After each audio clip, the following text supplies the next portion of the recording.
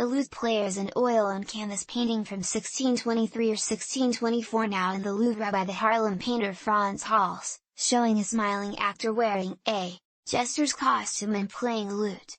This painting was documented by Wilhelm von Boot in 1883, Ernst Wilhelm Mohs in 1909 and Hofstede Groot in 1910, who wrote 98.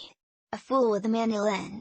B. 45, m. 216, half length.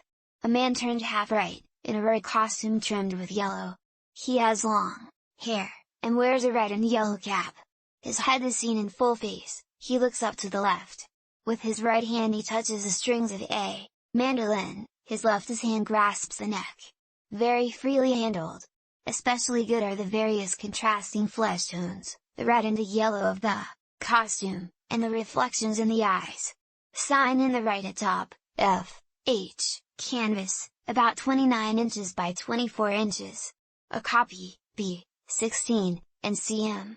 216, is, in the Rijksmuseum, Amsterdam, 1907 catalog, number 1093, it measures 26 inches by 24 inches, having rather less at the foot than the original. In the collection of Baron Gustave de Rothschild, Paris. The theme of the lute player painted at half length originated in Italy, and the Dutch painter Dirk van Beberen first introduced this theme in the northern Netherlands with his lute player of 1622.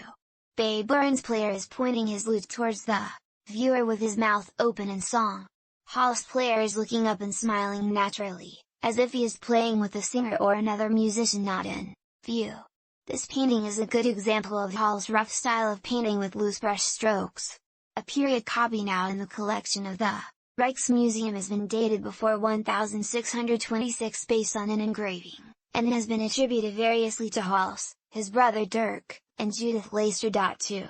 Other paintings of lute players by Hals are: Hals was not the only painter to be influenced by Beberen.